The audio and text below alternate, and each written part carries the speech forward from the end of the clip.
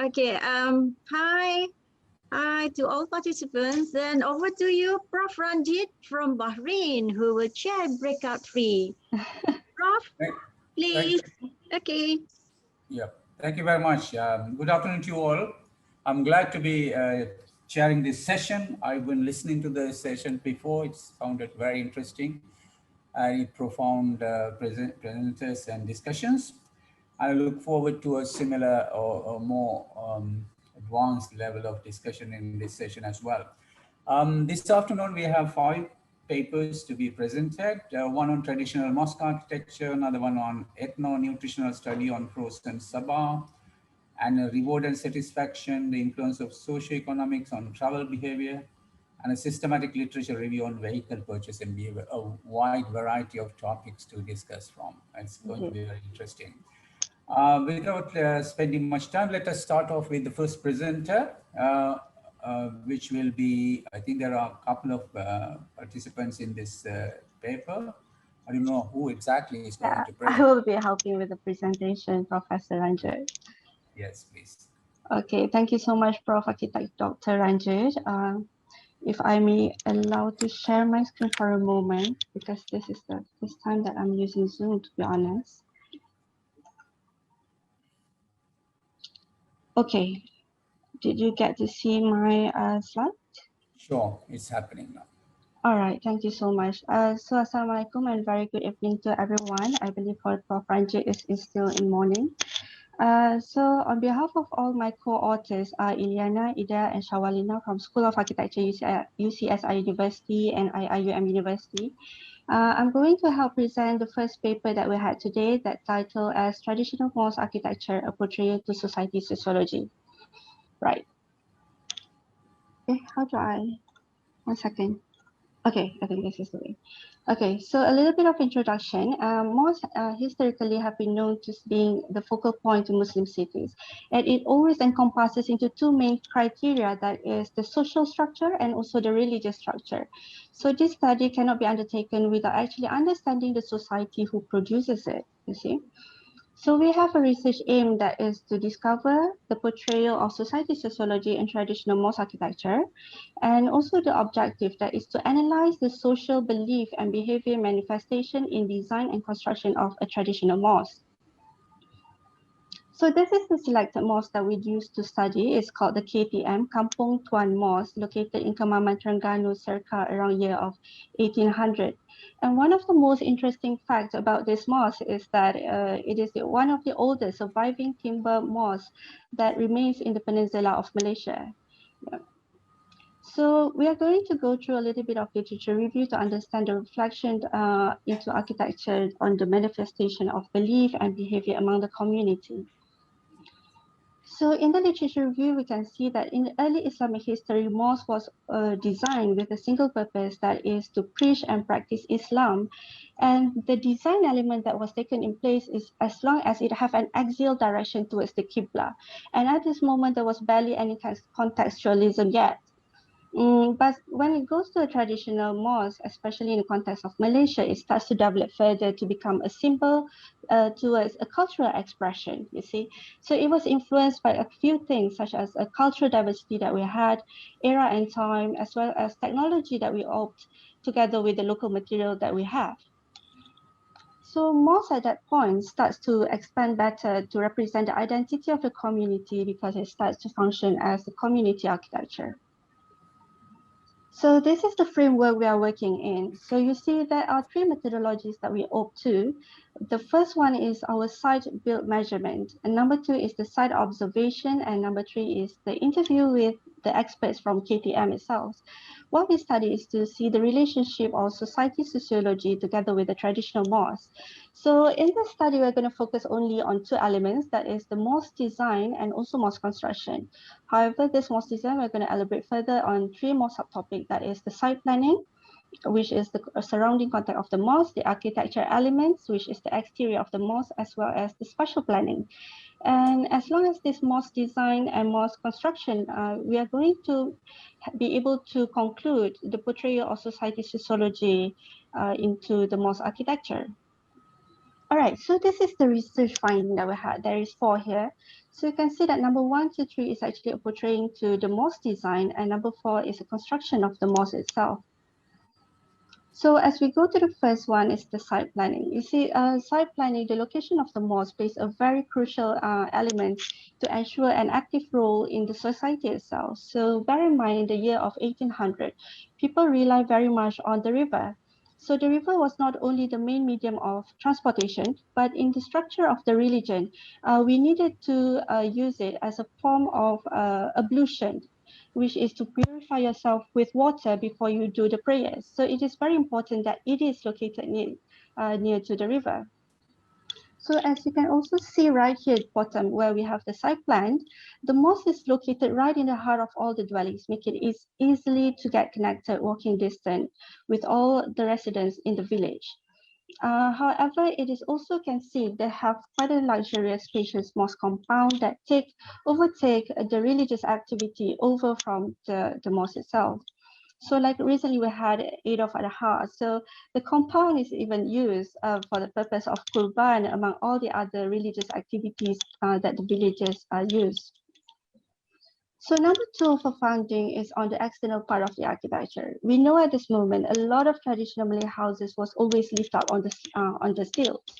This is to serve the purpose for all these floods that could happen, especially that the location is quite near to the river.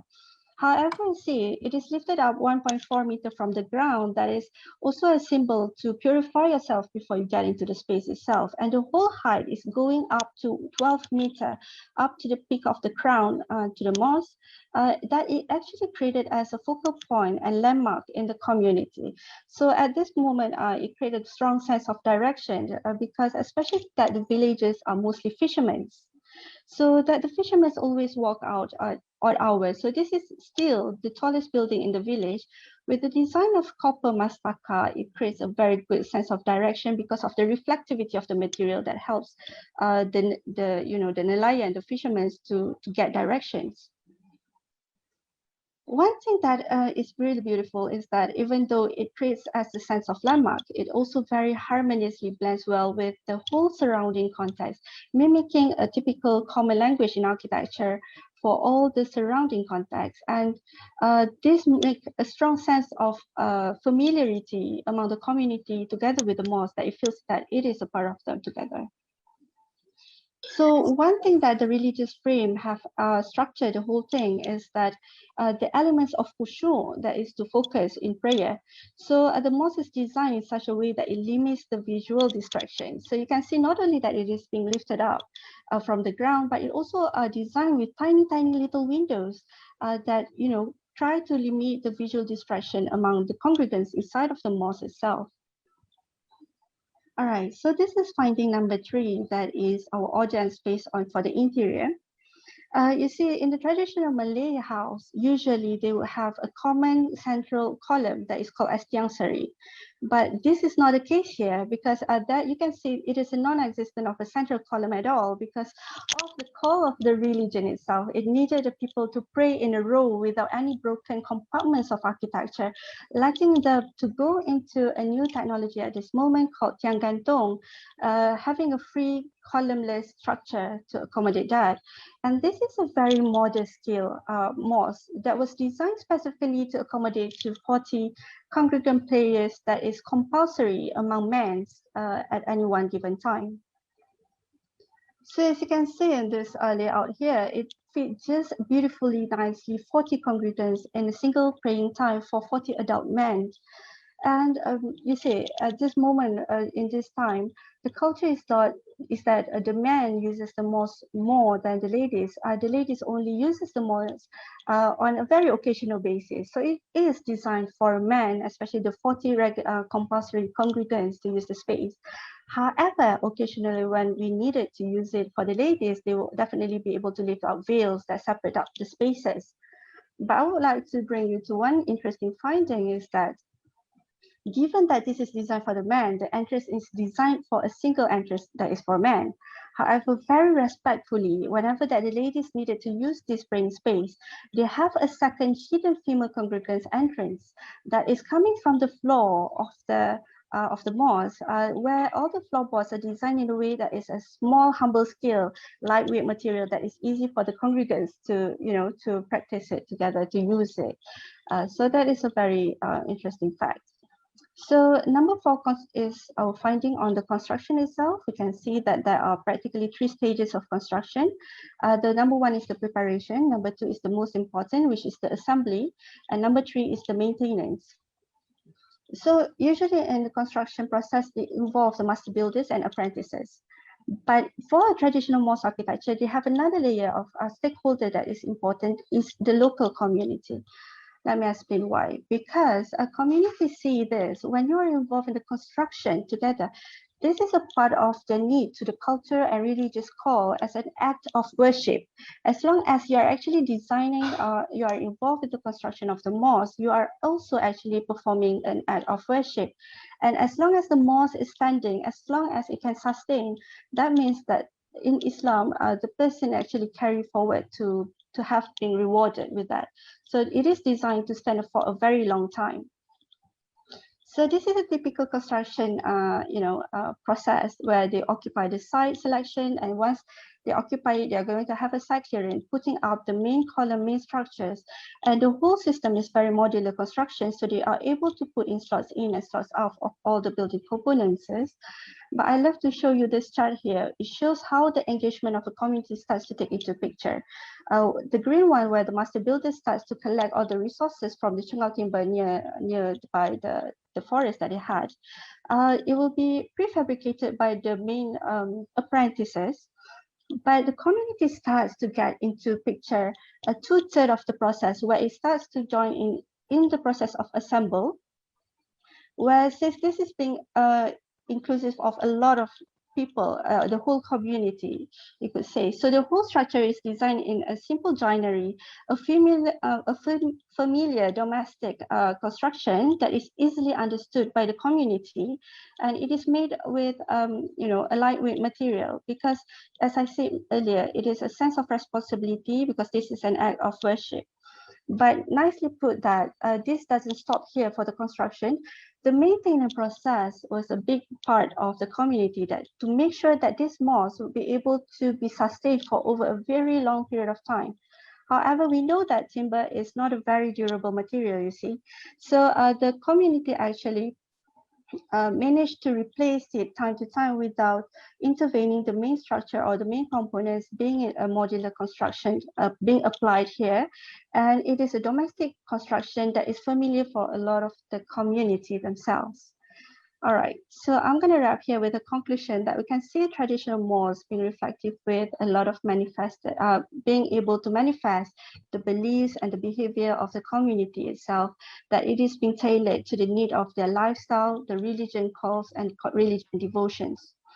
And you see, this also, the whole process actually makes the whole community become a stronger bonded community. It creates a strong sense of cooperation and understanding, as well an attachment to the mosque itself. Right. All right. So this paper, I believe, is very important to make us understand deeply the way community sociology have been molded, have molded the traditional mosque architecture. Yeah, I believe that is all, Prof. Ranjit. Thank you very much, Maria, for that very refreshing presentation. Thank you. Yeah. Related to architecture. Yeah. Okay. Yeah, and traditions and vernacularity.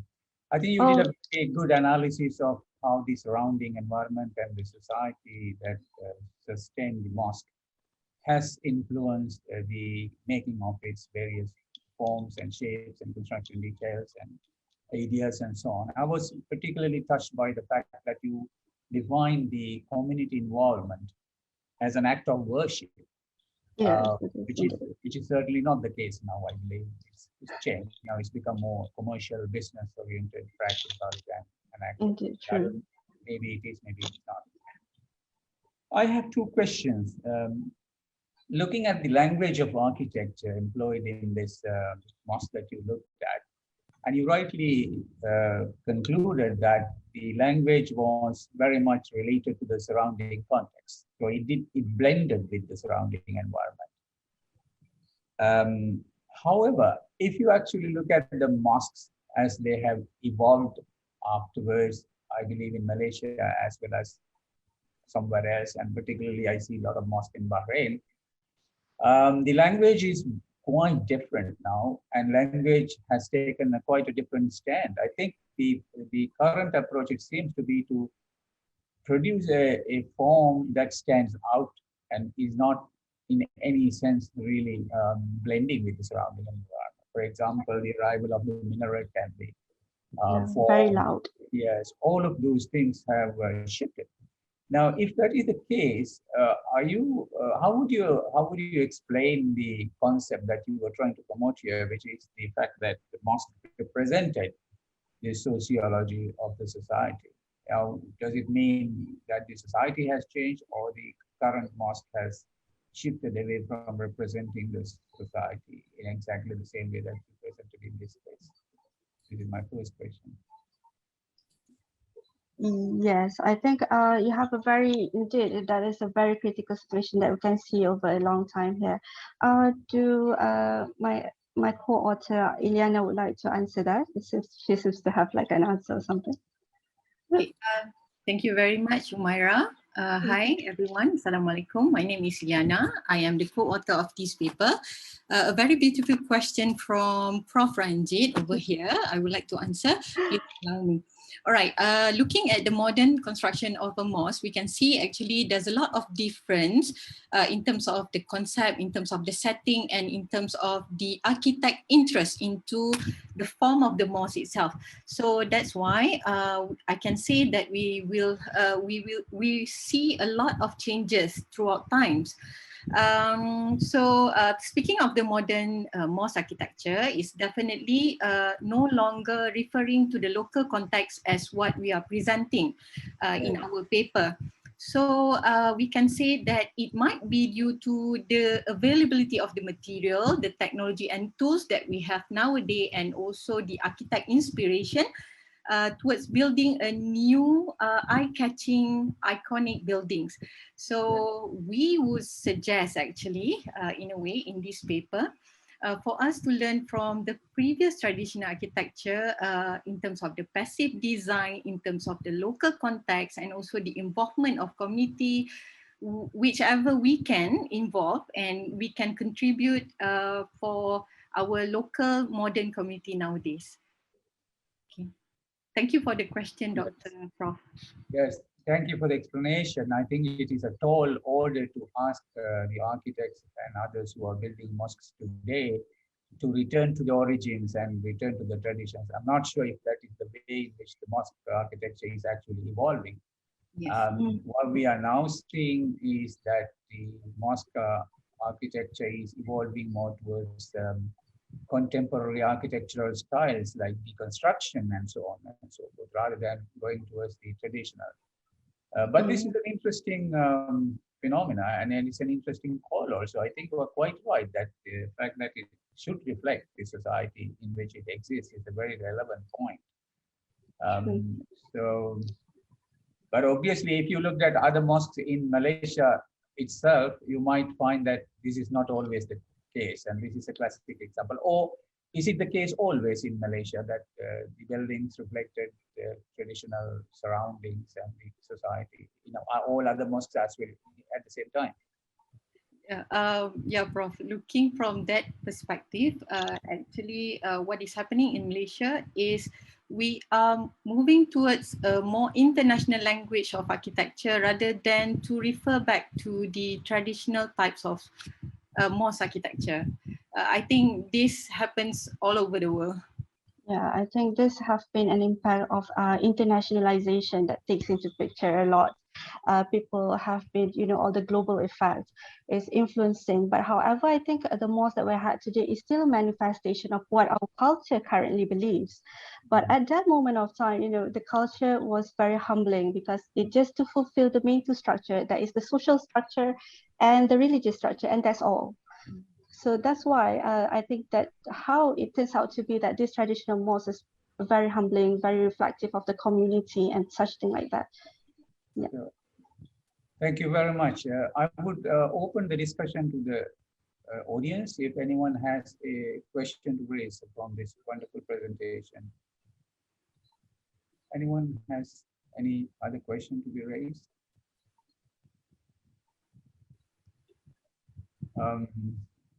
It doesn't look like. In this case, I would like to ask a small question about the other idea that I was really touched by.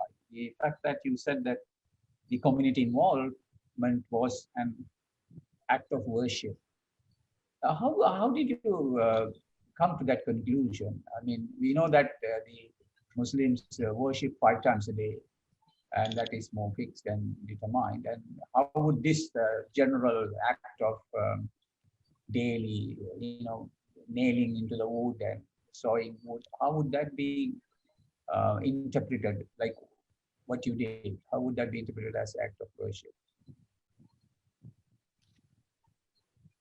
Construction. Okay. Please. It's a difficult question, I know. Yes. Okay, it's okay, Prof. Actually, but you came to the conclusion that it was seen as an act of worship. So how would you say that it was and why? Okay. Were they not paid? They were not paid. Yes. Traditionally, okay, when we talk about the community involvement, right? They've been thinking as what the Muslim believe. Okay, if you are building a mosque and the mosque lasts very long time, as long as the mosque is standing, your deed, a good deed, is actually running. I mean, what we call is a pahala, right? The pahala is still running as long as the mosque is there. But from my study and from my own perspective, very humble perspective, right?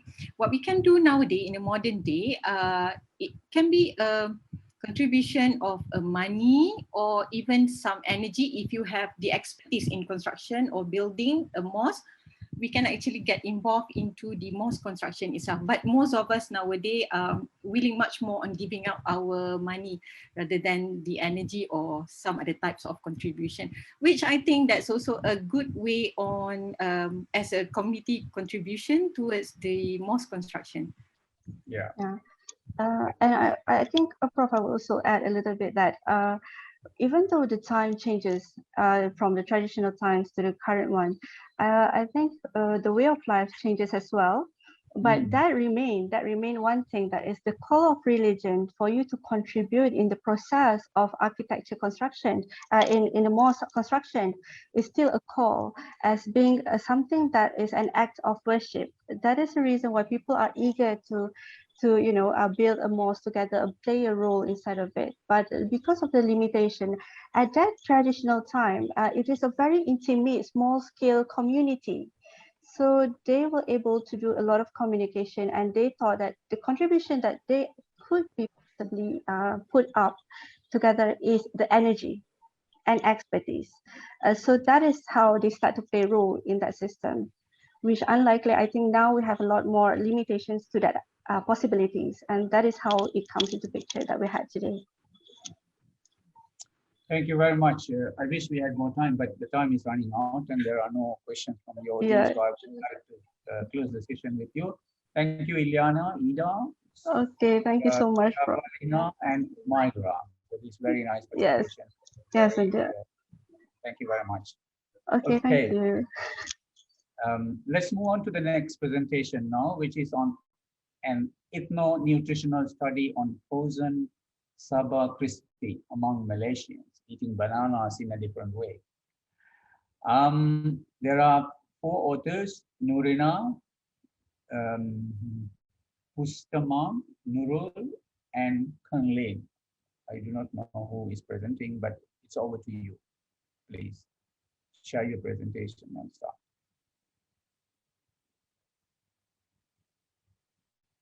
You there? Are you there?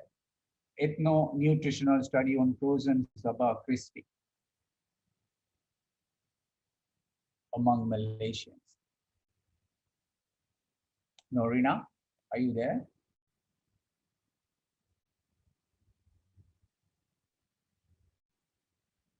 Mustamam Gunari, Nurul Imtiaz?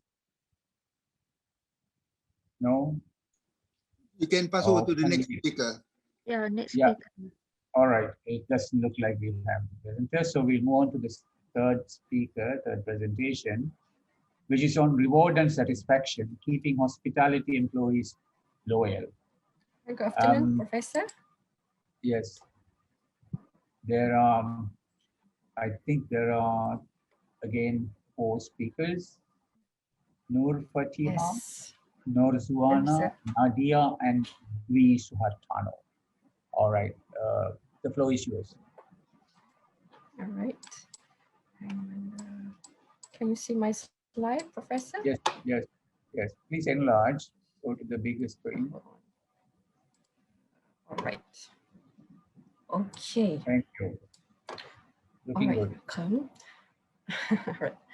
Bismillahirrahmanirrahim. Good afternoon and Assalamualaikum to all professors, doctors, and fellow presenters. How are you doing today? I hope everyone is great physically and mentally during this pandemic. My name is Nur Fatia Mazlan, and today I'll be presenting on our study, Reward and Satisfaction, Keeping Hospitality Employees Loyal. So this is my presentation outline. I will begin with the introduction. So tourism industry is one of the major contributors to Malaysian economic. Of course, this statement refers to tourism industry before COVID-19. Back then, our life was happier and safer to travel. So tourism industry has contributed 240 billion to the growth domestic product. Among 40 states in Malaysia, Selangor has welcomed 33 million tourists in the year 2019. The encouraging growth in tourism industry are seen expansion of major hotel brands and increasing trend of boutique hotels. As the number of hotels increase, the number of employment increase as well in the hotel industry. Nonetheless, the hospitality industry faced with the turnover issues. This happened in Malaysian hotel industry as well.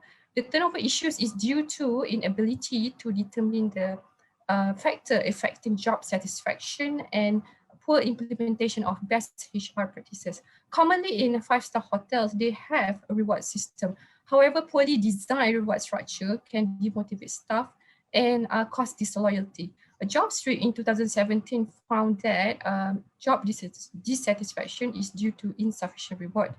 When turnover issues is high, it is more likely to cause operation department to be short-handed, thus cause burnout among employees. All right. So based on the problem stated, the research aimed to investigate the influence of reward, specifically salary raise and recognition on job satisfaction and loyalty among hotel employees. The study also aimed to examine the mediating effect of job satisfaction between reward and employee loyalty. Moving on to the next literature review. After reviewing past literature, the study proposed 7 hypotheses. Next, research methodology. This study utilized quantitative approach to deployment of questionnaires. The study also used non-probability sampling to convenience sampling. This was a cross-sectional study whereby the data was collected once in the period of 3 months. The sample were employees working in operation departments such as front office, maintenance, and F&B in 5-star hotels in Selangor. For the instrumentation, 43 items were adopted from past studies. So this is the summary of the questionnaire. It is divided to 5 sections. Questionnaire review and pilot tests were conducted, and reliability analysis met the minimum threshold of conjugate alpha more than 0.7.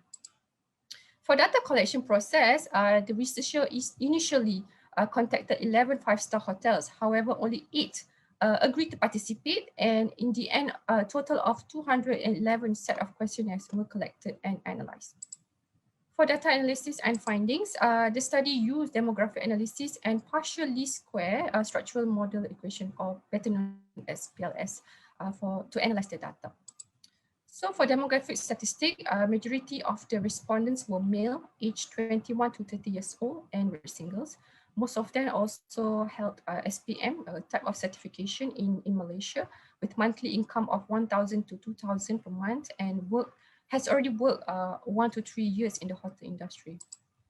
Measurement model was also evaluated based on the table, the composite reliability, average variance extract, and HTMT ratio fulfill the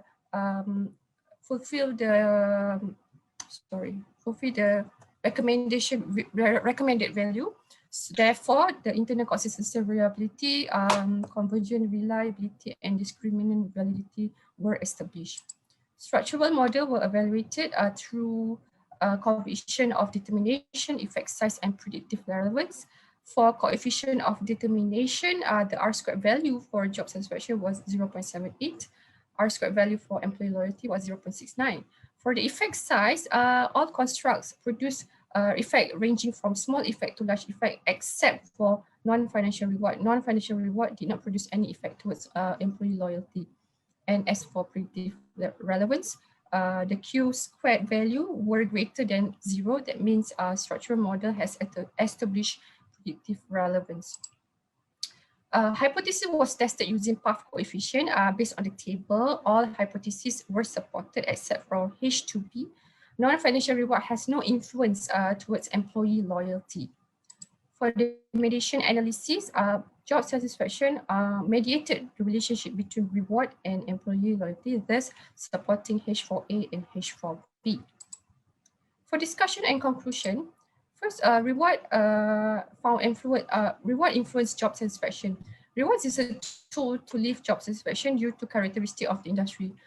Daily tasks in hotel industry involve long hours of working, heavy workload, and also low wage. So reward is very much needed to improve job satisfaction among employees. Other than that, a study by Arumugam and Seng found that of hospitality employees in Malaysia were not satisfied with their monthly salary. Therefore, reward is very much needed to cover the salary insufficiency. Other than that, as the wage competition intensify among hotel players, non-financial reward can improve job satisfaction and employee. Okay, the study found that financial reward influence employee loyalty. As I mentioned before, working in hotel industry is very challenging. Therefore, employee wants a fair reward for their contribution. Nonetheless, the study found that non-financial reward did not influence the employee loyalty. Well, the study was conducted in one of the major cities in Malaysia, which is Selangor. So Selangor has a very high cost of living. Therefore, it is understandable that employees prefer financial reward to decide their loyalty towards the hotel. The study also discovered that job satisfaction influence employee loyalty. This is aligned with a service profit chain concept whereby employee satisfaction, employee loyalty, profitability, productivity, and customer loyalty are all related. Loyal employees are very important in hotel industry because they are able to serve regular customer more effectively because they understand their preference and their taste. Okay, the study also found job satisfaction mediates the relationship between reward and loyalty. The finding of the study came close to past studies which were conducted in other industries such as oil and gas and higher education institution. In conclusion, rewards the right tool to increase job satisfaction, thus boosting their loyalty towards hotel. Nowadays in the hotel industry, mostly comprised of millennials. Generation Z is also gradually entering the workforce in the hotel industry by filling up entry-level positions such as waiter, kitchen helper, and also cashier. Therefore, management is encouraged to understand a reward system and design reward system which fits the expectation of all generation. For the contribution, financial reward is found effective in keeping employees satisfied and loyal. However, I would like to stress that this study was conducted before COVID-19. So nowadays, we are still in COVID-19 pandemic. It is understandable that most hotels will have financial constraint to provide attractive financial reward structure. Therefore, management can emphasize on non-financial rewards such as recognition practice. Recognition practice could be enhanced through structured recognition program. For example, offering best employee on a quarterly basis, or do it in front of everyone. Conduct a ceremony officially to every staff. Apart from work performance itself, management is also encouraged to celebrate personal milestones such as employment anniversary or birthday. Okay, this study also came with several limitations. The study was conducted among operation hotel employees in 5-star hotel. So future research are advised to conduct study on other group of sample, for example, millennials or Generation Z. Future study also can conduct on other type of lodgings, for example, boutique hotel, because different type of lodgings have different capabilities to provide a reward structure. All right, that's all for me. Thank you. Back to you. Thank you very much, Fariha, for that very well-constructed investigation into job satisfaction in the hospitality industry.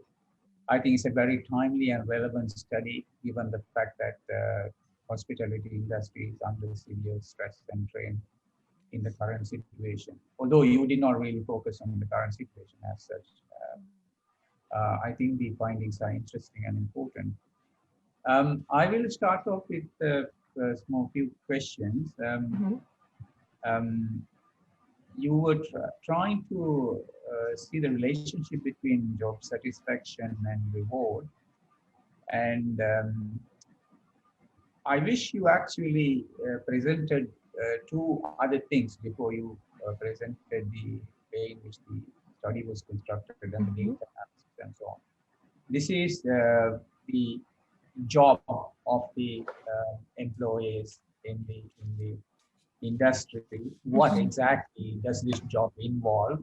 And the nature of that job, and also the kind of rewards that a person is likely to receive. Now, from what you presented, I understood that the reward was narrowly defined in terms of what the employer gives the employee. Whereas, in my opinion, a reward does not necessarily come only from the employer. It doesn't have to come from the employer. Yeah, and the job, the nature of the job is also important. Now, for example, if you compare the employee in the hospitality industry to someone who's working in a factory on a routine job, there is a significant difference in the kind of job that hospitality industry employees are involved in. That is, they come across a variety of different customers on a daily basis. Their appearances are different. So there is joy and satisfaction that can come from the fact that you are actually not in a very monotonous situation, whereas a factory worker will be constantly repeating the same thing in the same place for hours and hours and hours.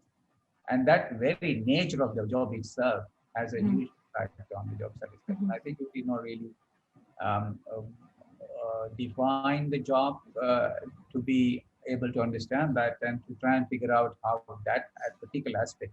It's not something that the employer does, really speaking. It's the nature of the job. This is one. And I think the reward also comes from that very nature of the job. I was thinking like a nurse who is working in a hospital these days under tremendous pressure would feel strained out, but would have a very high level of job satisfaction, even though they are not very well paid.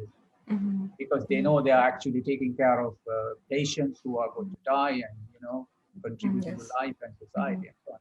So the reward actually does not necessarily have to come from the employer itself. You know, you were looking at what the employer can or does provide in terms of tips for the employees and salary and so on. What do you do? What would you think about that aspect of the job satisfaction in this case? It's a very interesting insight from you, Professor. I think the nature of the industry seems very demotivating.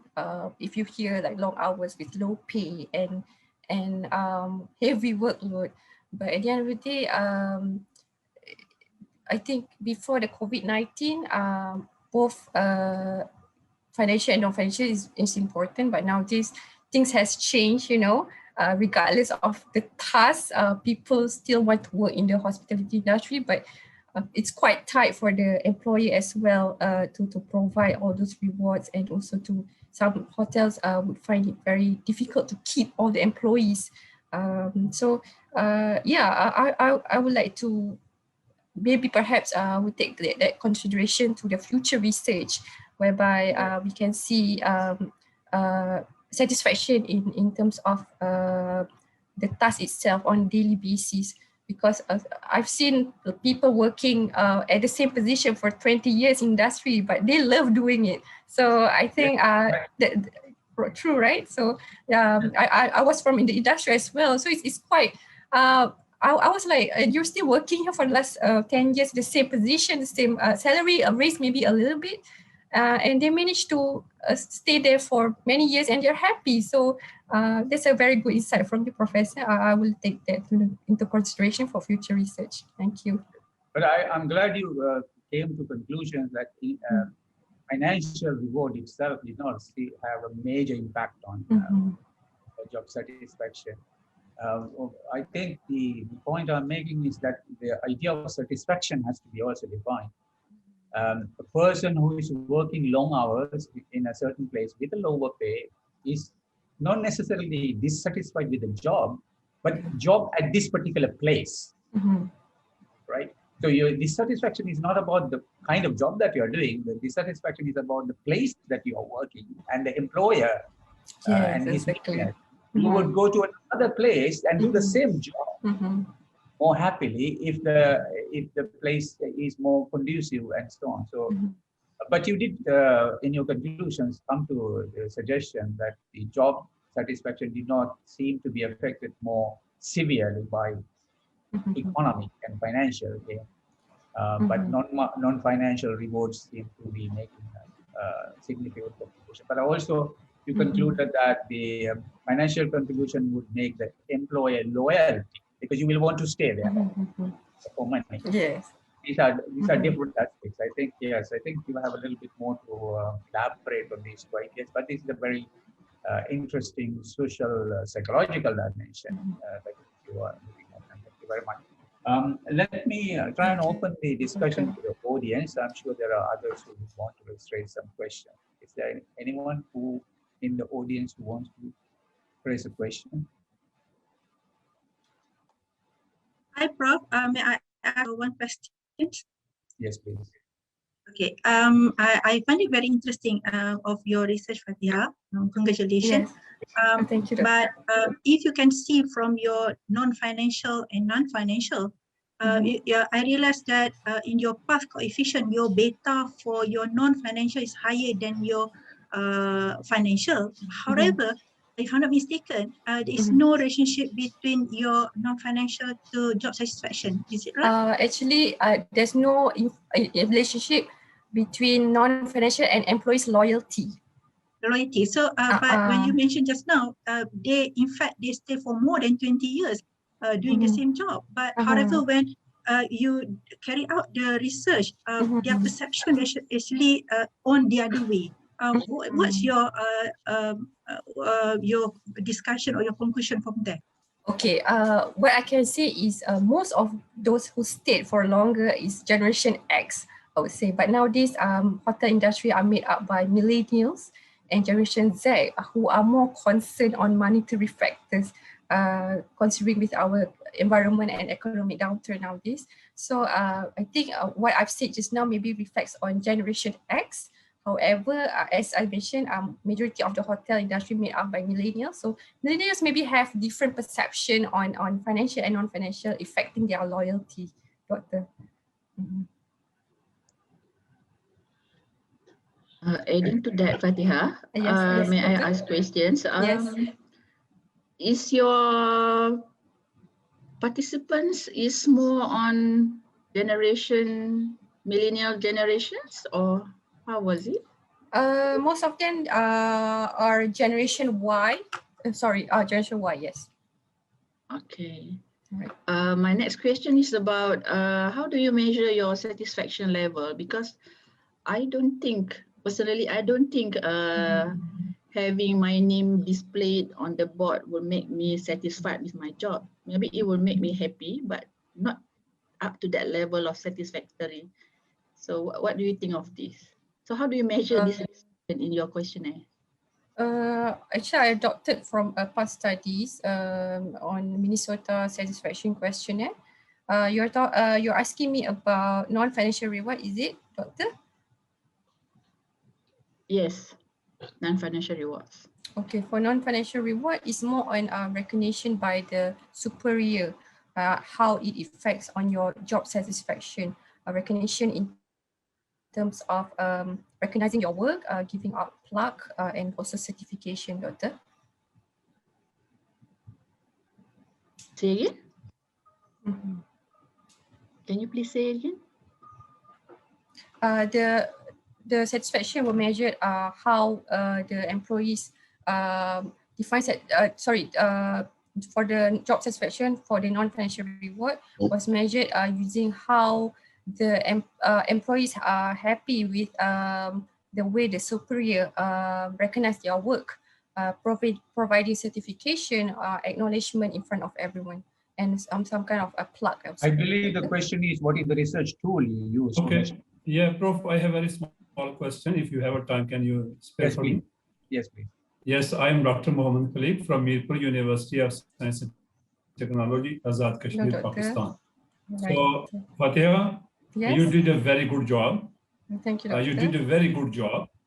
And secondly, I also have some study on tourism sector in Pakistan and comparative study in Malaysia. So yes, of course, your study is very beautiful, but I just want to know what is your exact sample size, and you have already mentioned you have checked your discriminant validity through HTMT. It's okay? Yes. So could you express how you can run this one and what is the thing is behind? I mean, the value is there. So you can show me the slides again, please? Oh, yeah, sure. Hold on. Of course, I think time is very short. I just quickly, I just want to see because your simple size also, yes.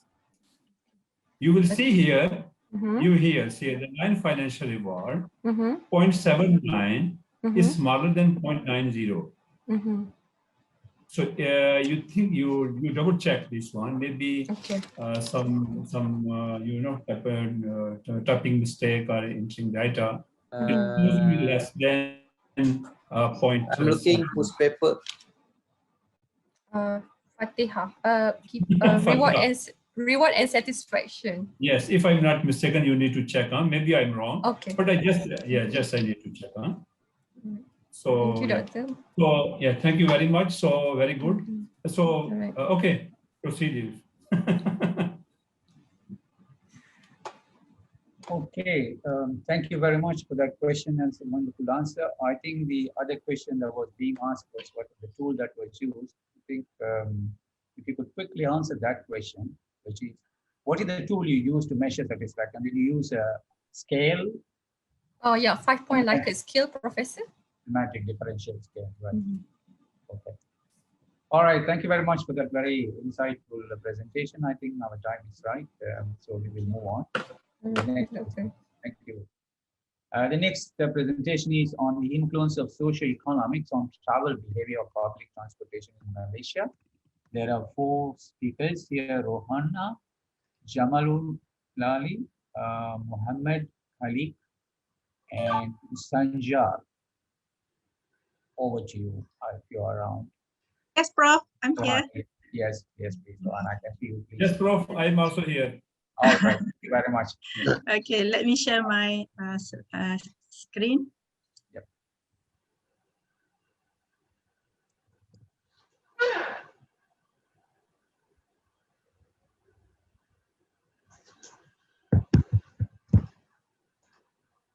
Great, we can see it now. All right. Okay, a very Assalamualaikum, a very good afternoon, almost evening to Honorable Prof. Chair for this afternoon, all the participants for this conference. So today I'm going to present a research entitled The Influence of Social Economics on Travel Behavior of Public Transportation in Malaysia. So for this research, I'm not alone. I'm together with other authors. Okay, all my authors are here. The first one is Professor Dr. Jamalul Laili Abdullah, is Dean of Faculty of FSPU. I also have with me just now Associate Professor Dr. Muhammad Khalid. He's a Director of Business School from Mirpur University of Science and Technology in Pakistan. And our last author is Associate Professor Dr. Sanjar from Tashkent State University of Economic, Uzbekistan. So for this paper, we actually explore and would like to examine the travel behavior of public transport users. This is the research question: how social economic influence travel behavior of public transportation usage in Malaysia. So for this particular research, we are using descriptive analysis, factors relating to social demographic, which is gender, age, education level, income, and occupation, and their relationship to travel behavior. So this is a structure of my presentation. I will start with introduction, literature review, research methodology, findings, discussion, and conclusion. So this is another a big major issue in Malaysia. In Malaysia, our traffic jam costs 1.1% to 2.2% of good domestic product, which is about Malaysian ringgit 6,144 per person per year. In fact, KL residents wasted about 150 hours a year stuck in the jam. Okay, so in fact, you can see from the expenditure of disposable income on transport, KL residents spend about 10% of their disposable income compared to only 4% for people, commuters in Tokyo and Hong Kong. Because of that, and in fact, Malaysians are so reliant on public transportation, which is more costly than public transport. 93% ownership of private cars in Malaysia. And because of that, the government had come up with National Transport Policy 2019-2030 in the bid to address, to encourage more people to switch from public transport to private transport.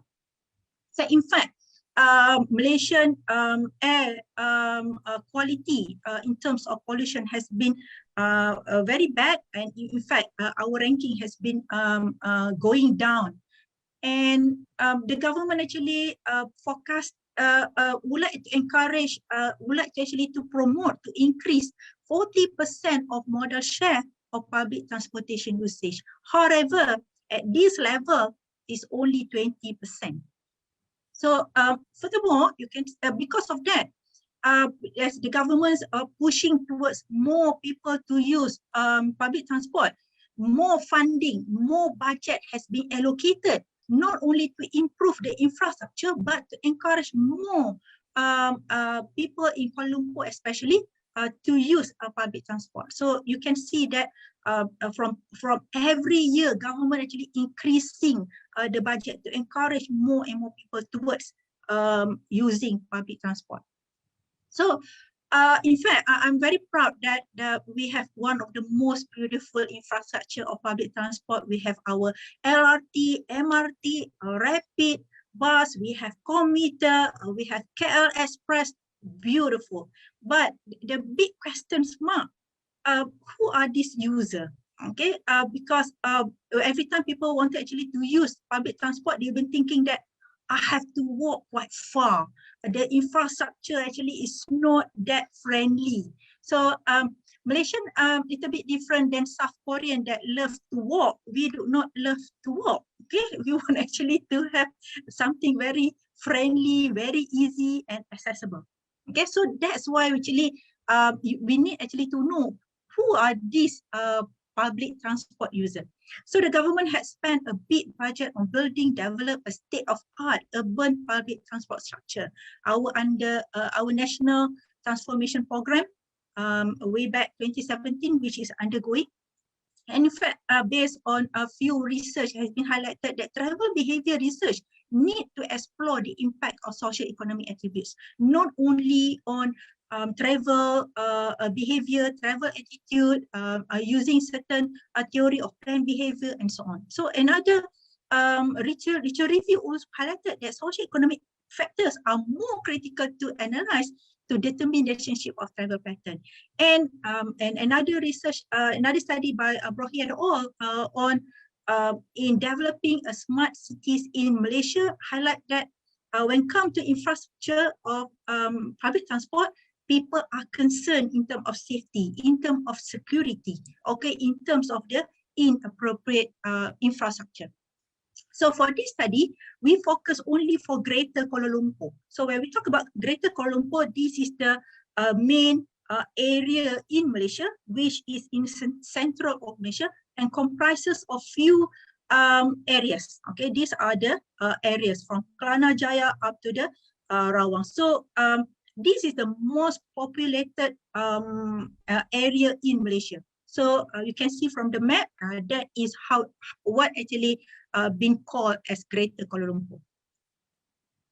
So this is the complete structure of public transport in Malaysia, in Kuala Lumpur, Greater Kuala Lumpur, which is in Klang Valley Integrated Transit Map. So is beautifully planned. It has a good connection from one public transport to another, but there is a few other issues that I think our Professor Jamal perhaps can share afterward. So for this purpose of this study, we carry out the research in 10 stations of LRT, which is only in Kelana Jaya line. There are 4 lines altogether, but because the public transport in Greater Kuala Lumpur is being administrated by one government agencies, which is Prasarana, and we are only given Kelana Jaya to carry out our research. And we carry out simple random sampling. And we were very lucky because we carried out this research right before COVID-19, which is 2019, not 2020. So we were quite lucky. We had opportunity actually to carry out face-to-face data collection. So for the travel behavior instrument, we adopted from Javid et al. 2016. So the population of Greater Kuala Lumpur as 2017 is 7.25 million. So this was about 4 years ago. Then based on Sekaran 2003 and Chuan et al. 2006, we had these estimated numbers that we need to comply, which is 384. But due to exploratory nature of the study, we carry out cross-sectional approach to measure respondent responses regarding to the study, and we actually focus on that Kelana Jaya line. So we collected more than I think about 1,008 questionnaires, but only 904 usable questionnaires that further proceed for data analysis. So this is the demographic of our respondent. Perhaps I make it easier to see.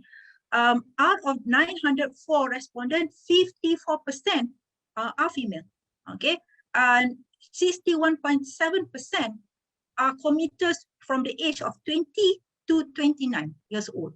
So in terms of their qualification, 50% actually holding have their degree bachelor and a mix of postgraduate graduates. Then in terms of occupation, 57.4% were students and another 13% were executive. And in terms of monthly income, majority traveling using public transport, earning less than 2,999 ringgit in Malaysia, and another 22% in the bracket of 3,000 to 5,000 monthly income.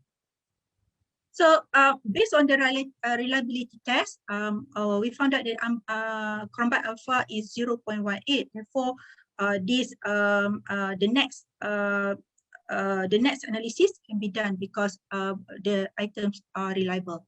So when we test on gender, because for this study, we actually focus on descriptive analysis. For gender, we found that there's no significant difference between male and female when actually in terms of their travel behavior. And in terms of their age group, they also not much different in terms of their differences when we are testing using ANOVA. Okay. Also, there's not much different in terms of income. Okay, even though majority of commuters, okay, are using this public transport. Okay, however, there's a little bit. Okay, however, there's a little bit differences in terms of level of education. There's a significant difference between postgraduate compared to others. And there's also a significant difference among the occupation. Okay, and however, we found that the findings showed that socio-economic factors play a very important impact in travel behavior. So from this study, we found out that a mixed result compared to previous studies. There's no difference, as I mentioned just now, in terms of gender, age, income, occupation. However, in terms of the age from 40 to 60, showed a higher means compared to younger age group. Okay, this perhaps that this group of commuters, they are more matured, they understand the impact of public transport in the long run. And another finding that we found that even though the income bracket that we can see just now, the difference between the difference in terms of means for those who earn less than 2,999. However, there also a higher mean for those who earn more than 15,000 a month. So this is a very interesting finding that we can see that a different group of people have different influence towards travel behavior. So this is very important because when Prasarana, the agencies that handle this public transport services in Greater Kuala Lumpur, when they actually come up with a plan, for example, last year, because we badly hit by COVID-19 because of the very lengthy movement control order, the government decided they wanted actually to come up with this initiative, My 30 plus 30, to encourage more people actually to use public transport. So the issue is, who are these people? Are we talking about low-income people? Are we talking about more mature commuter? Are we talking about those educated people who are very concerned about, who knows the importance of public transport, or only for those people who have no other option because either they don't have enough money to pay higher parking fares in Kuala Lumpur, or they do not have transport to travel to their workplace. So these are some of the initiatives that government had been done recently. So for example, they talk about having more initiatives to encourage use of public transport. But it's important to know what kind of initiative that they need to focus in order to identify who are the commuters, who are they, and how actually to approach them.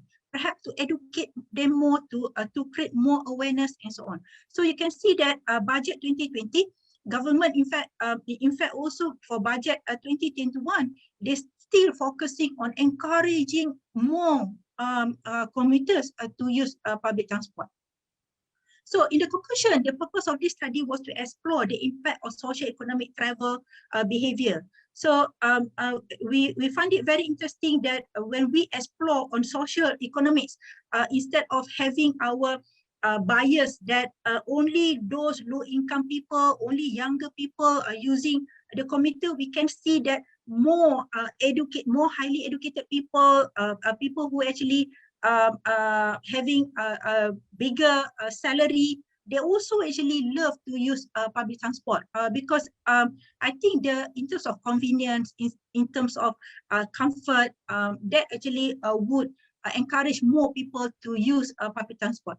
So hoping that if we can tackle all these issues plus other incentives that can be customized towards our public transport users, we can actually follow suit countries like South Korea, Singapore, Hong Kong that have more than 60% of modal share of various age group that use the public transport. So these are some of the limitations. we actually collected data face-to-face during transit and during waiting time. So there's a very huge challenges for our researchers actually to record the real answers. And we collected all this information only for the users of Karanajaya line. And we hope that this research hub actually to provide more rich information about our real commuters. So in order to do that, for the future research, a qualitative research of interview and focus group would be great actually to offer more rich information about our commuter. So with that, I end my presentation. I would like to invite my co-authors if is there any questions to be asked. Back to you, Prof. Ranjit. Thank you very much, Rohana, for that very versatile presentation about travel behavior of commuters in Kuala Lumpur. I think it was very well constructed in terms of the quantitative approach that you have taken, and particularly the fact that you were looking at the socio-economics. But the conclusions are quite challenging because, as you rightly reported, there doesn't seem to be a real significant difference between occupations and income and so on and so forth from socio-economic points of view. That seems to affect our behavior if I got it right. Now, perhaps the intention is very clear, obviously, to shift commuters to take public transport as much as possible and reduce the private transport so that it contributes to sustainability and so on. But in order to do that, this finding, I'm not sure how this finding can be actually utilized by planners of public transport. And my feeling is that, like you rightly said, a different set of variables need to be looked at. Perhaps that may be more influential in persuading commuters to get onto public transport. You mentioned ideas like convenience, comfort, destination accessibility, time of travel, and issues like that. I get the feeling from your presentation that it is those things that seem to be more persuasive and potentially useful to planners to figure out what more can be done apart from those beautiful vehicles on the road. Socioeconomics don't seem to have a significant influence. A lot of students are traveling, but apart from that, male and female, there is no difference. Occupations are similar. Education levels don't seem to have a bearing. Something else seems to be. So this is the question. I wonder if anyone else wants to answer this question. What else? How would this help the planners to improve? What would they do in the system now to bring travel behavior more profoundly to the city? Yep. If you want to address my point. Members would like to chip in. Dr. Muhammad, what do you think?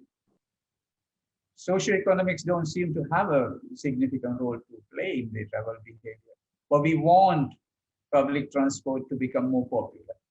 So are we looking at the wrong issue, wrong variables, or should we be looking at other variables which are more manageable, manipulatable, and plannable? Socioeconomics, we cannot really do anything about it. We cannot manipulate them. They exist. Seems like there's no significant influence of socioeconomics. So how would the planners react to this outcome of this research?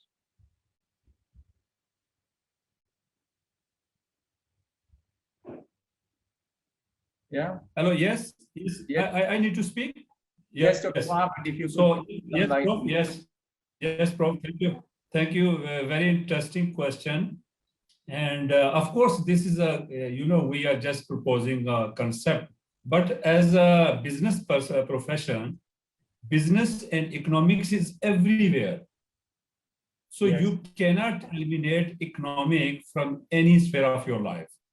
Even to manage this huge project and big project that we have already presented, so economic is most important. So we cannot giving a very sweeping statement that is, you can say, like, because again, this is totally abundant or irrelevant. But of course, they have some contribution, and that is why we are conducting our study to explore what is the major impact and what is the different variable that they have impact on this area.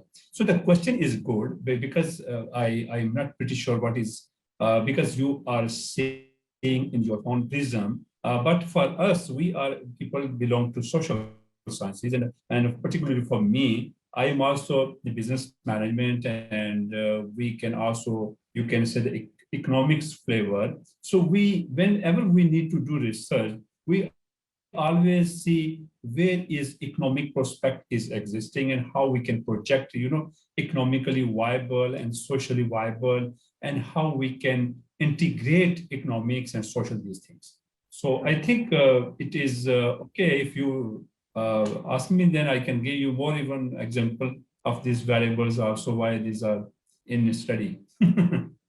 No, I'm not discrediting the study. Study is useful, obviously, but what I'm saying is the findings are that so fine, yes, yeah, Prof. Look here. They don't seem to have a significant role to play. Yes. They don't seem to make a difference. Yes, so what we do can do say now? that. I'm taking a position like a public transport planner, and you present this report to me and say, well, it doesn't look like socioeconomics has anything. I agree. I agree. Basically, what do I do now? That's the question. Yes, agree. But the question is this in here. Basically, this is the finding that we have retrieved. We don't have any authority to make a positive and negative. What the result we retrieve, we presented. True. It's okay. So it may be. What is the next thing? The next is we need to, you can say that, introduce the concept. We need to convince the people that this variable is also important, and we need to understand, because many previous literature is also supporting this variable is also playing important role. If, for example, if we can found this is not even relevant, so we can move in other direction. So we are not, so always pushing this one. It's supposed to be positive, but this is the finding that we have retrieved as a true researcher. What the finding we presented. Sure. So in future we can introduce that concept. Yeah. Sure. Thank you very much. Okay, I will open the discussion to the floor and wonder whether there is anyone in the audience who would like to raise a question about this issue. I'm sure there are a lot of questions here. There are a lot of questions. Of course. I love to answer. I love to answer. Yeah. Thank you. Any other questions? Okay, Prof. Ranjit, I'm Jamal, and I'm one of the co-authors of the paper here. I think one of the reasons perhaps that this one here is that our study, the 10th station, this is what they call as Kelana Jaya line, and this is located in one of the city outside of Kuala Lumpur, where the socio-economic condition of the commuters there, they tend to be, this Subang Jaya is located in the city called Subang Jaya, which is like 20 kilometers outside of Kuala Lumpur. So I would say that based on your question, if the survey include other stations which are located in Kuala Lumpur, which have a significant number of people who are of different socio-economic background, perhaps we would be able to get kind of the variable, the issues that you are asking just now. But what happened in our case study, the people tend to be in the same socio-economic condition, the household, so they tend to be middle income population. But when you go, we select other station, we have other lines that goes through the inner city of Kuala Lumpur. There's a lot of public housing. So there, I think the information will be much richer. So perhaps that will give us shed more lights towards the research of the impact of the socio-economy towards the committee. Okay, All right. thank you. Thank you very much, Professor Jamal. That was a very good answer. I think you are very right. The context of the line that you were investigating had a significant Yes, role. I agree, Prof. Yes, very impressive. Yeah, very impressive point. Yes, thank you very much. The fact that there were more students, perhaps it may be a result of availability of some educational institutions around that time and so on. So yeah, basically, even that. Yes, I need to make one very small comment. As actually, I am from Pakistan, so they know very well what is but of course, theoretically, these are things that we have a result we need to present. Yes. Yeah. So when you do the study in a different line and a different line, the findings will be very different, and maybe there are socioeconomic influences in the thing. This is not conclusive. This is not conclusive in that sense. That's a very valid point. Good. Prof, for your information. Yes. Yeah, for your information, this criteria, as what Prof. Jamal mentioned, this is one of the area which is quite affluent area. Sure. A lot of private universities, I think they're in terms of their level of income is different. So, but other line is totally could be 180-degree different. Yes. Prof. Okay. Manjit. Hello, Yes. Prof. Manjit. Yes. Can I ask a question to Dr. Rohana? Please go ahead. Dr. Rohana, is it possible for us to have a look at your demographic findings again? Is it possible? Yeah, sure. Let me check. Findings. The one on education level, demographic, you have education level and you have the occupation or something. The employment status. So, you like to see this one? The more detail. Okay, this one. Education level, you have there 50.3% having degrees and postgraduates, right? Yes. But for occupation, majority of students, 57.4%.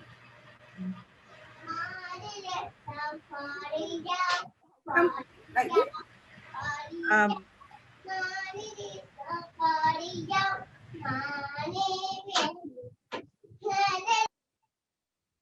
Yes, doctor. Actually, when I mentioned over here, student, when they actually we ask them question, they are students. So when we ask them in terms of their education level, so because they are actually sitting for that program of degree, so they regarded themselves as a degree holder. Oh.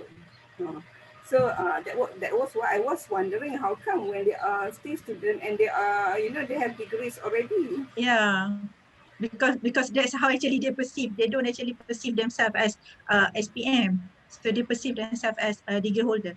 Oh. Okay, thank you. Thank you.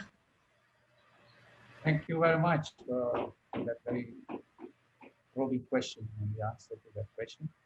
I think our time is almost up now, so let's just move on to the next. Thank you very much, Prof.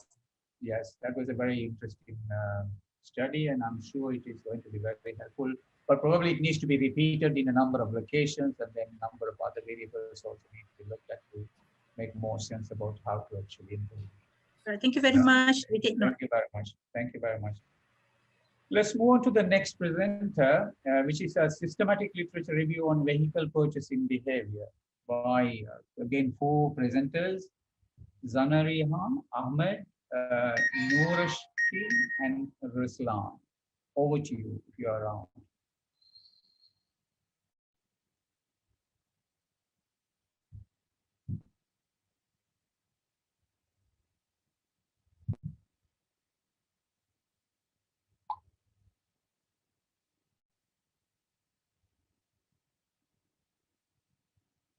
Yes, we can see the presentation.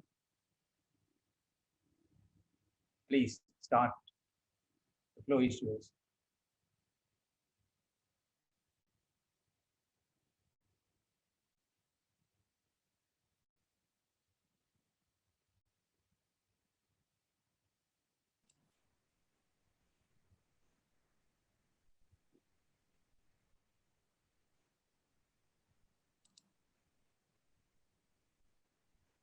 Thank you very much, Prof. Ranjit. Yes, please. Go ahead. Pardon? Zanaria. Yes, yes, I'm Zanaria. Okay. Assalamualaikum warahmatullahi wabarakatuh, and very good day to all panels and the audience. My name is Zanaria binti Zakaria, and today I'll present our paper titled Systematic Literature Review on Vehicles Purchasing Behavior. Before I start, let me give the overview of the study.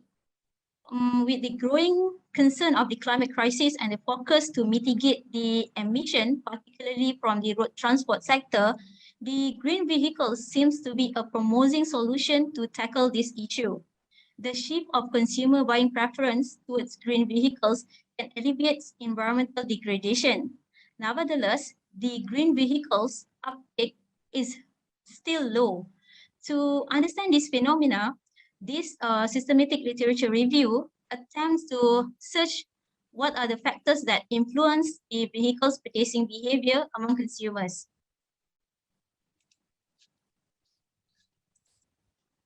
So this is the overview of the systematic literature review. This study is to explore the consumer behavior on the purchasing of vehicles. Why we need to conduct this study is due to the underwhelming of green vehicles purchasing. And the green vehicles here includes the electric vehicles, hybrid vehicles, plug-in hybrid vehicle, and plug-in hybrid vehicles. And how we conduct is SLR is using Prisma and thematic analysis. And then the objective of the research is to explore the factors that motivate the choice and preference of non-green vehicles over green vehicles. And at the end of the day, the research will answer the question of what are the factors that influence the purchasing preference and choice. And now we go to the research methodology. We adopt the Prisma, which is the preferred reporting item for systematic review and meta-analysis developed by the David Moher 2015 to conduct this SLR. This method has been introduced in favor of searching, filtering, selecting, and analyzing the research questions. There are 4 main steps under this Prisma. One is identifications, second is screening, third is eligibility, and fourth is inclusions. Under this identification process, it involved the identifying of keywords used as query string for the database search. We only use Scopus and Web of Science as our main database, and we got a total of 170 articles under this stage. Under the identification done, and we proceed for the screening process, where we remove the duplicate articles and the remaining will consider for abstract screenings. And then the total of 93 articles excluded as being unrelated to this topic. The remaining of 59 articles proceed to the eligibility process. Under the eligibility process, total of 59 articles will go through this process where the full article content have to scrutinizedly analyze. After read through all the 59 articles, 39 articles that focus on the impacts and impediments of green vehicles adoptions, focus on the transport policies, articles that related to purchase that are not related to purchase behavior, and those articles that linking the green vehicles with other green products, for example, solar power, are all excluded as they are beyond this SLR scope. And only 20 articles remain for the qualitative synthesis. And then the 20 articles will go through the thematic analysis.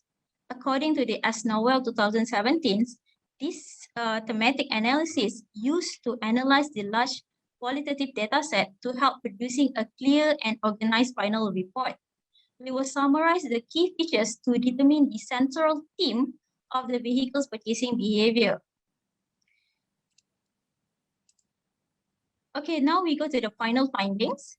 These are 20 articles that we had summarized the factors according to the thematic analysis procedure. There are three main determinants of vehicles purchasing behavior, which are purchasing costs, environmental concern, and vehicles attributes. The purchasing cost is the main factors contributing to the purchasing behavior. Most of the study discovered that cost is positively significant to the vehicle's purchase. Considering the ownership cost, the purchase price of the green vehicles is normally higher than the comparable non-green vehicles. Therefore, this is the main reason why most of the consumer opt for the non-green vehicles. And then the other factors is vehicles attributes. The vehicle's attributes and characteristics here include the vehicle's performance, interior and exterior, and the technical aspect of such vehicles. And the third factors of the vehicle's purchasing is environmental concern. Even though in this SLR, the environmental concern play a less important role in the vehicle's purchasing behavior, study from a few scholars confirmed that environmental concerns significantly influence the adoption of the green vehicles. And then from this finding, we also discussed between the green vehicles adoption factors and the green vehicles low demand factors. We find that the factors of green vehicles adoption can be divided into four main factors. First is demographics factors, which includes individuals and families. The second one is situational factors, which involve the vehicle's performance. And third one is psychological factors, such as the consumer experience and consumer attitudes. And the last one is contextual factors, which is government policies and the other infrastructure and facilities like charging facilities and etc. And then, however, with the only 1% of the market of the electric vehicles market reported worldwide, we also discovered that the major factors affecting the slow uptake of the green vehicles is due to the consumer perceptions.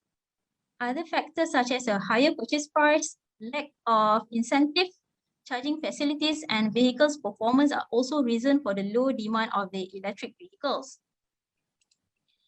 And then as there is a minimal research that focuses explicitly on the purchase preference of the green and non-green vehicles, therefore the result insight that while the psychological factors offer an important contribution to the vehicle's purchasing behavior, the contextual factors such as the government policies and the infrastructure and facilities are also necessary to explore in order to meet the objective of the reducing emission, especially in road transports.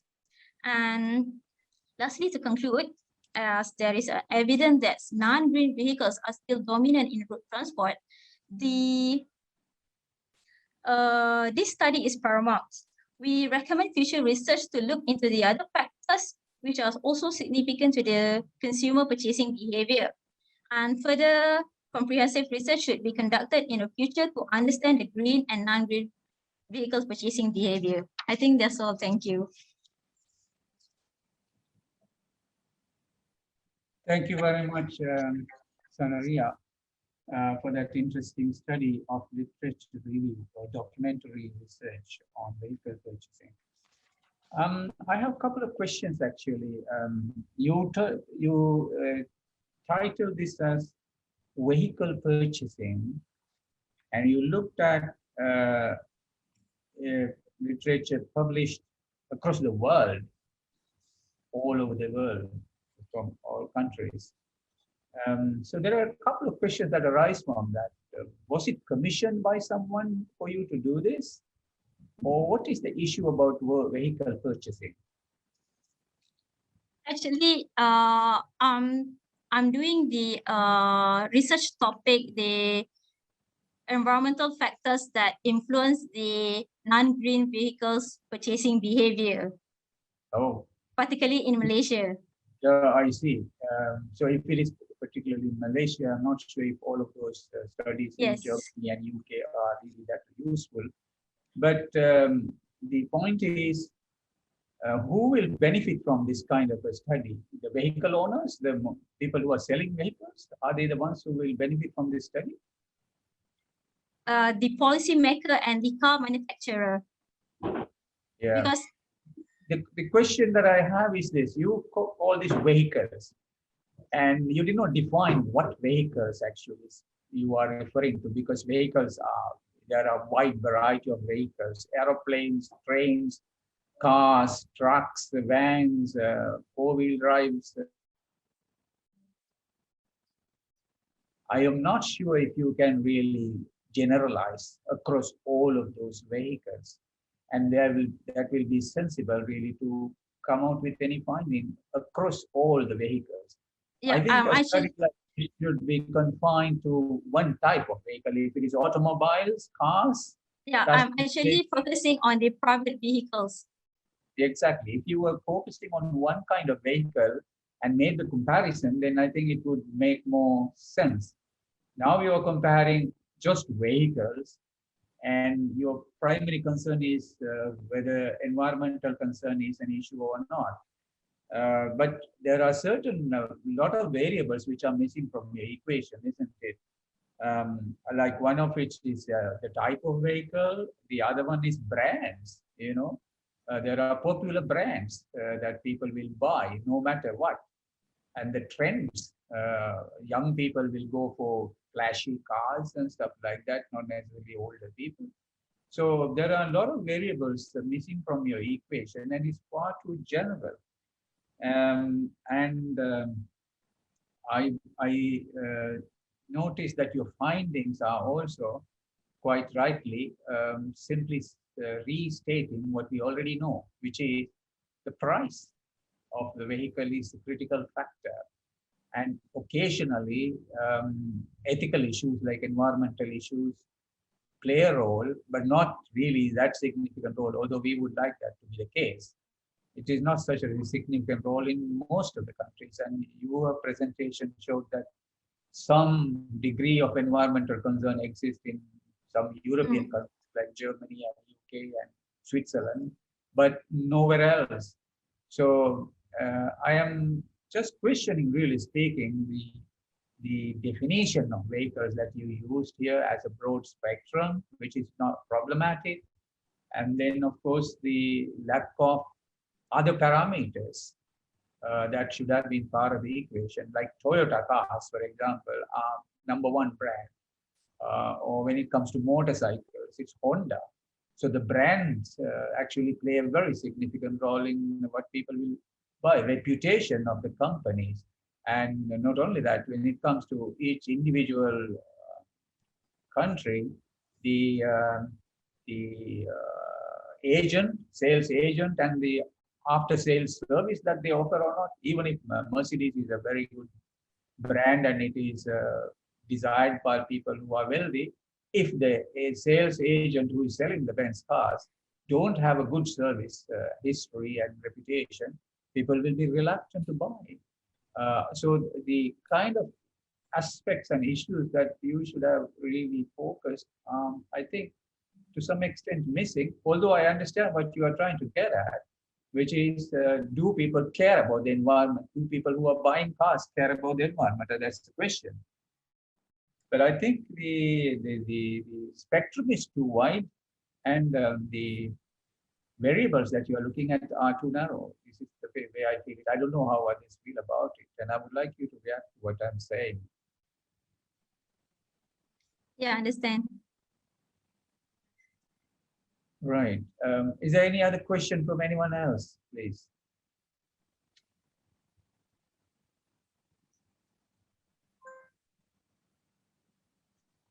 Anyone in the audience has a question about the vehicle purchasing behavior issue?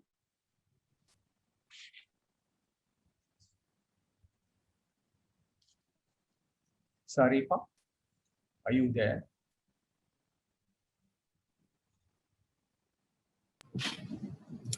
Okay, Zanaria, I understand this is a very good study. It's simple, but I wonder how long does it take for you to complete this study?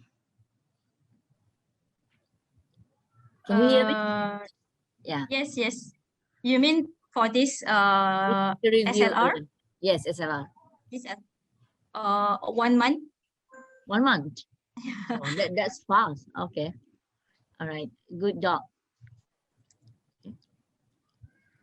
Any other question? Thank you very much. Yes, it's very Thank you. short your time. Very short period of time, 1 month.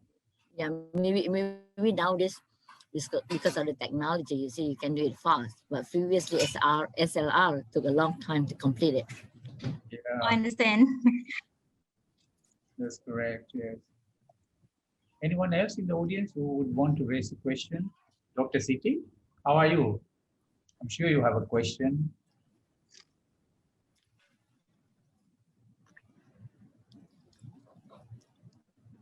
Dr. Siti? No questions?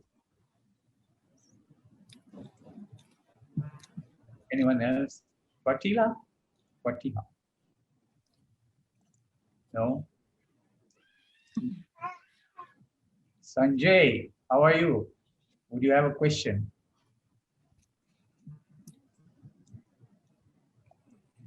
No. Right. Okay. So what we are saying now is you will move from this study of the international scenario to the next stage, right? To Yes. looking at vehicle purchasing behavior in Malaysia. Correct? That's what you're going to do. Yes. So yes. Yeah. And how are you going to construct that study? By talking to who? I mean, potential buyers. The non-green vehicles owner. They need to be potential buyers. How would you recognize who is likely to be the potential buyer? I mean, you can't go and ask any student, what would you buy as a car? He is not planning to buy a car. So you can't ask a question from someone who is not interested in buying. So how would you find the potential buyers to ask these questions? No, I'm actually my plan is to go to the non-green vehicles drivers or owner who possess a non-green vehicles car. I see. So they are easy to be located. Is that? Yes. Or are you going to also look at the sales companies who have records of who have purchased cars previously? Here we have the Malaysian Transportation Department. That I can see the statistic that most of the road transport dominance is the non-green vehicles. I see. Right. Okay, so you have a plan as to how you go around it. Great.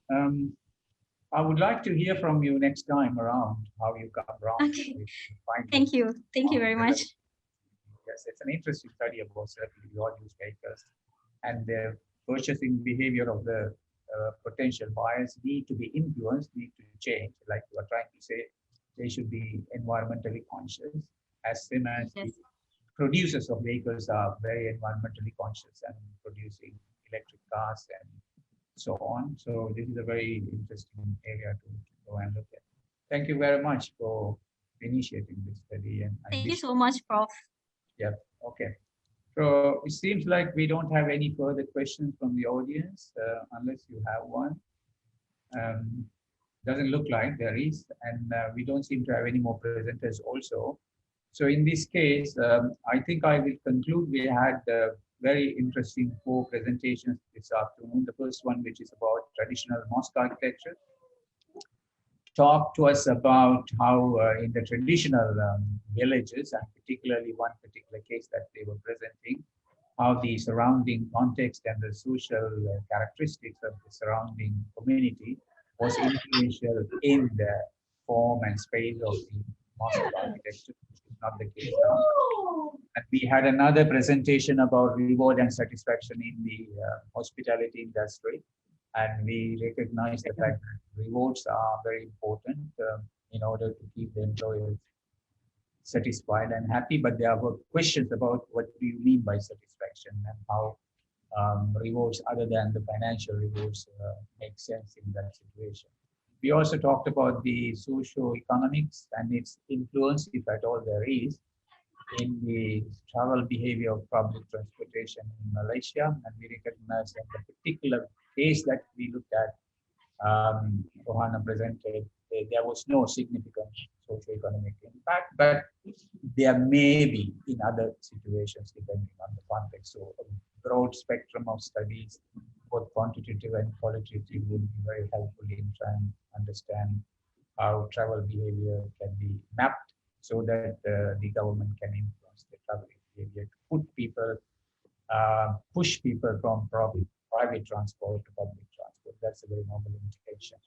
And finally, we also looked at the vehicle purchasing behavior among the potential buyers with the intention of to have more ethical ones. Overall, I think we had quite an interesting 4 papers and very well-constructed research, and congratulations to the presenters. And I wish all of them good luck in their future endeavors in research, and look forward to hear from you in the next conferences and so on. Thank you very much indeed for all the participants and all the presenters for making this session an exciting presentation session. All right, I think I will conclude the session now and pass it over to the organizers. Thank you very much. Thank you, Prof. Ranjit, for chairing Breakout 3.